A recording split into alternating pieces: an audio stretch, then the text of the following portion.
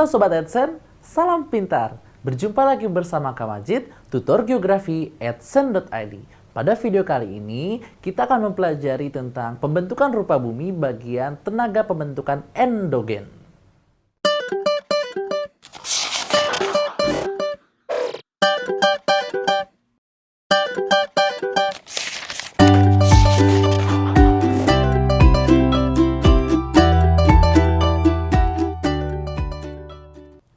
Baik Sobat AdSense, sekarang kita akan masuk ke dalam materi pembentukan rupa bumi. Ada dua tenaga yang menjadi faktor utama dalam pembentukan rupa bumi, yakni ada tenaga endogen dan ada tenaga eksogen. Tenaga endogen merupakan tenaga yang berasal dari dalam bumi, sementara kalau tenaga eksogen, dia berasal dari luar bumi. Nah, ada apa saja dalam tenaga endogen? Tenaga endogen kita bisa bagi menjadi tiga. Yang pertama adalah tektonisme atau disebut juga diastropisme. Yang kedua adalah vulkanisme. Yang ketiga adalah seisme. Sementara tenaga eksogen kita bisa bagi menjadi beberapa tenaga. Yang pertama ada namanya weathering atau pelapukan. Kemudian yang kedua ada erosi. Kemudian yang ketiga ada mass wasting atau pergerakan massa batuan.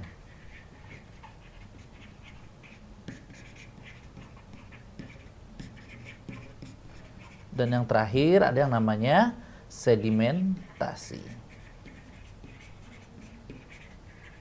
Nah, mari kita pelajari satu persatu dari tenaga endogen dan tenaga eksogen sebagai pembentuk rupa bumi. Baik Sobat AdSense, sekarang kita akan masuk ke dalam bagian pertama dari gerakan tenaga endogen dari pembentuk rupa bumi, yakni tektonisme atau diastropisme. Gerak tektonisme atau diastropisme merupakan gerakan yang melibatkan pergerakan dari lempeng tektonik muka bumi itu. Nah, ada apa saja gerak dari tektonisme ini? Ada dua jenis utama dari gerak tektonisme. Yang pertama adalah gerakan pembentukan epirogenesa.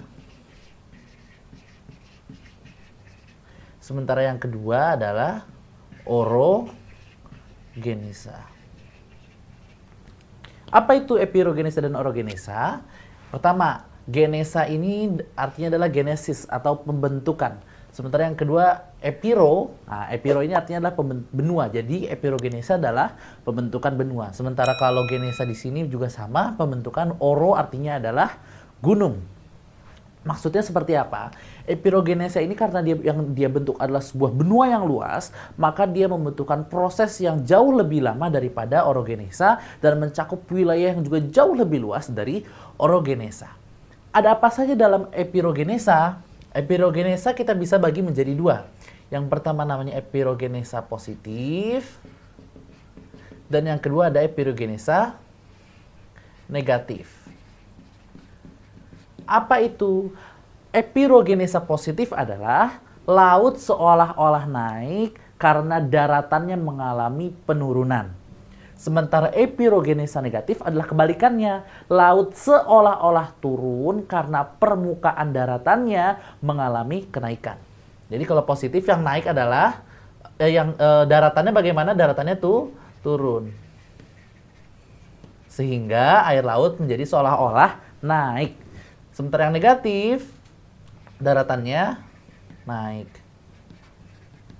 Di mana contohnya? Misalkan epirogenesa positif ini contohnya ada di Indonesia, misalkan di Laut Banda, di daerah Banda, di Kepulauan Maluku.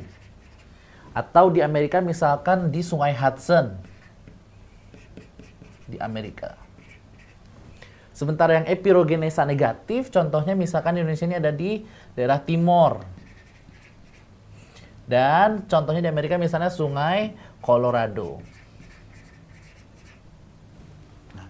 Berikutnya yang kedua adalah orogenesa atau pembentukan gunung. Nah, orogenesa ini ada beberapa jenisnya. Tetapi yang kita akan pelajari hanya dua saja, yakni yang pertama namanya lipatan, atau bahasa Inggrisnya folds. Yang kedua adalah patahan, atau bahasa Inggrisnya fold.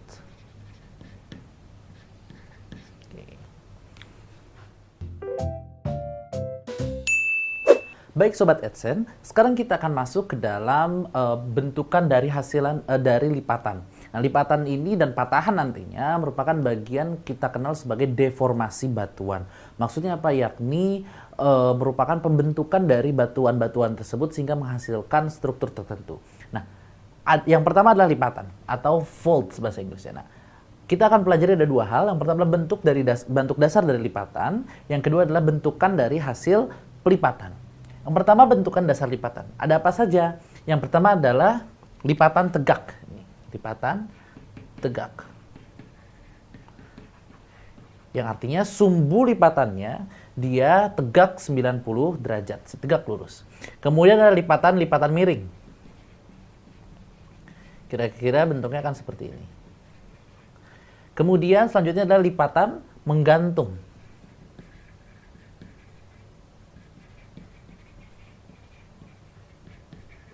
Dan yang terakhir, nanti lipatannya sudah sudutnya 180 derajat, tegak lurus, dia sudah tidak lagi tegak lurus, dia sudah menjadi setara dengan tanah di sampingnya, yakni lipatan rebah.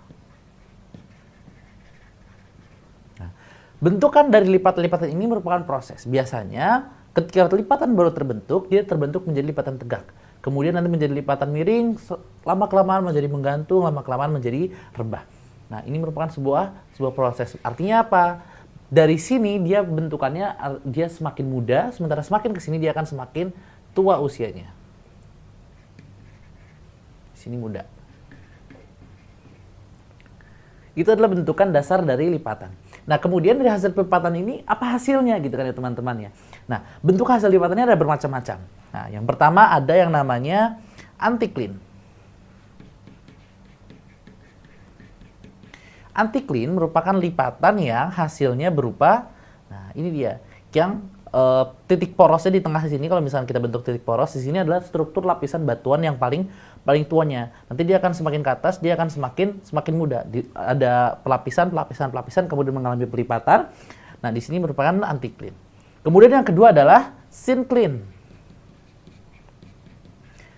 Ini merupakan kebalikan dari anticline. Kalau anticline yang paling tua itu berada di poros. Sementara kalau syncline yang paling semakin dia keluar dari porosnya, kalau ini sebuah lingkaran, porosnya kan di sini ya. Artinya apa? Yang semakin ke bawah di sini itu yang semakin muda. Nah, kalau sini semakin tua, kalau ini semakin mendekati ini semakin muda. Berikutnya adalah bentukan hasil lipatan berupa kubah, atau kita bisa kenal sebagai dome.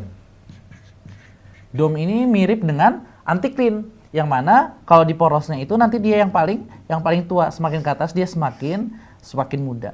Selanjutnya ada basin atau cekungan. Nah, yang semakin ke sini dia yang semakin tuanya itu justru yang semakin keluar kalau misalnya ini sebuah lingkaran. Nah, yang terakhir ada namanya monocline. Monocline ini bentukannya dia pelipatannya hanya seperti ini teman-teman. Nah, dia melipatnya hanya di sisi yang sininya saja nih.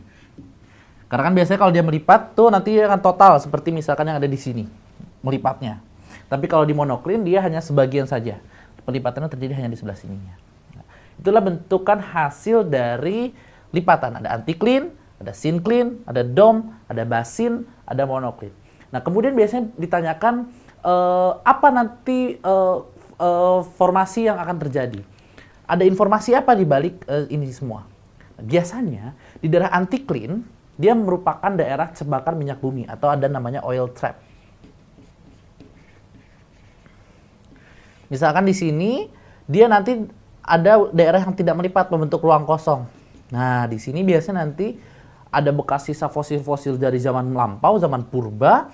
Dia karena ada tekanan dari bawah dan juga tekanan dari atas, dia nanti lama-kelamaan akan membentuk yang namanya minyak bumi dan gas bumi. Biasanya di daerah sinilah banyak terdapat minyak bumi dan gas bumi. Itu adalah daerah anticline. Nah ini kalau digambar di sini mungkin kelihatan mirip antara anticline sama dome, syncline sama basins. Tapi sebenarnya kalau anticline dan syncline itu dia yang bentukannya seperti berbukit-bukit gitu teman-teman ya.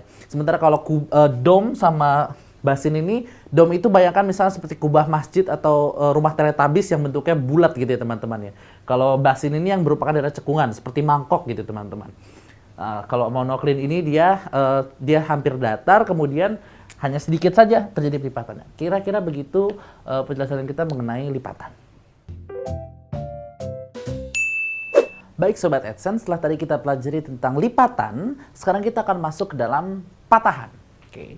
Kalau lipatan itu biasanya berada di daerah dengan batuan yang lebih elastis, cenderung lebih elastis ya dibandingkan dengan patahan. Sehingga ketika kalau di yang daerah patahan, karena dia batuannya tidak terlalu elastis, ketika ada tenaga endogen di dalam bumi, dia menjadi patah.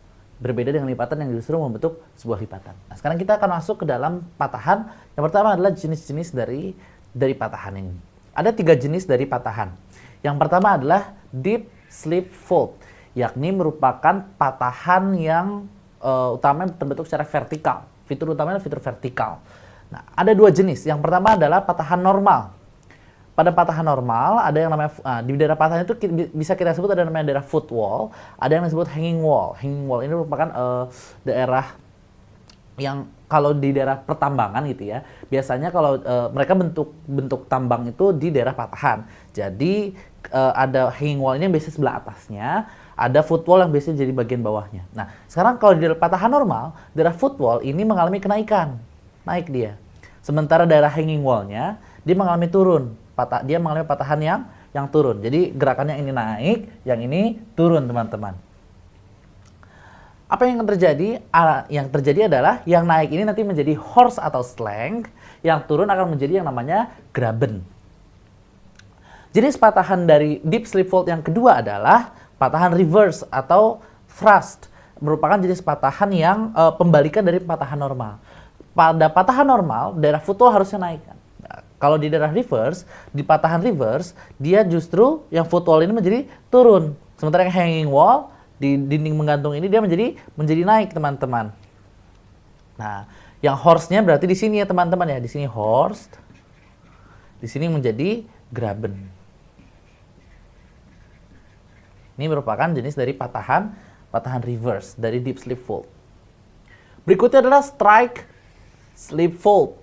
Apa itu? Strike slip fault merupakan patahan yang terjadi secara horizontal.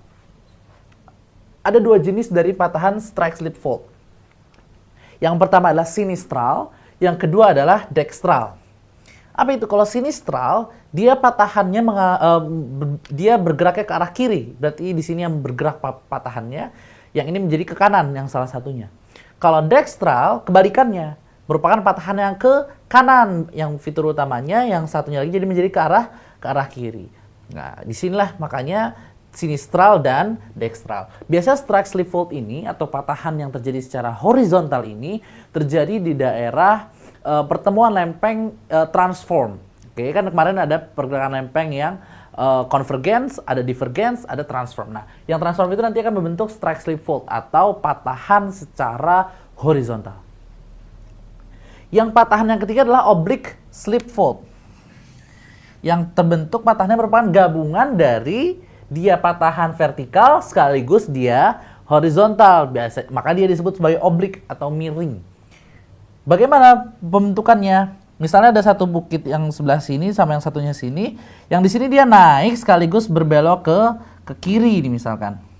Kemudian yang sisi satunya dia turun dan ke kanan. Nah, ini disebut sebagai oblique slip fault. Nah, yang naik ini nanti dia menjadi horse, yang turun dia menjadi graben. Dia horse sekaligus karena dia belok ke kiri, dia sebagai sinistral. Begitu teman-teman. Nah, kemudian di dunia ini ada 2 jenis zona patahan. Ada zona patahan yang aktif atau active fault, ada zona patahan yang tidak aktif atau inactive fault. Zona patahan yang aktif merupakan patahan yang sewaktu-waktu dia bisa terbentuk, dia bisa mengalami patah kemudian menyebabkan terjadinya gempa bumi. Di Indonesia ada banyak jenis patahan seperti ini. Misalnya patahan-patahan yang kemarin menyebabkan gempa bumi di Lombok pada tahun 2018. Atau patahan yang terjadi yang menyebabkan gempa bumi dan tsunami di Palu tahun 2018 juga. Kemudian ada inactive fault, merupakan jenis patahan, dia ada patahan di daerah tersebut, tetapi patahan tersebut tidak aktif, sehingga relatif lebih aman untuk ditinggali dan tidak menyebabkan terjadinya gempa bumi. Di Indonesia banyak sekali terdapat patahan, teman-teman. Misalnya ada di kota Bandung, ada patahan Lembang yang berada di daerah Lembang, Bandung bagian utara. Di sini termasuk patahan yang membahayakan karena termasuk patahan yang aktif, dan berdasarkan penelitian dia pernah terjadi gempa bumi dahsyat beberapa ratus tahun yang lalu. Ini tentu akan mengancam penduduk kota Bandung yang jumlahnya mencapai jutaan jiwa. Ada juga patahan, misalnya patahan Cimandiri yang berada di Sukabumi, di Kabupaten Sukabumi. Atau patahan Semangko yang merupakan zona patahan yang besar berada di daerah Pulau Sumatera bagian utara. Nah, daerah-daerah patahan ini merupakan daerah-daerah yang harus diwaspadai karena dia bisa sewaktu-waktu menyebabkan terjadinya gempa bumi, teman-teman. Baik Sobat AdSense, sampai di sini dulu penjelasan kita mengenai pembentuk rupa bumi bagian tenaga endogen. Sampai jumpa bersama Kak Majid, tutor geografi.adsense.id di video-video pembelajar geografi lainnya. Salam pintar! Sekian Sobat AdSense untuk video pembelajaran hari ini. Sampai ketemu lagi di video belajar berikutnya. Jangan lupa aktifkan notifikasi untuk video terbaru kami ya. Sobat AdSense juga bisa mengunjungi adsense.id dan temukan ribuan video pembelajaran. Sampai jumpa Sobat AdSense, salam pintar!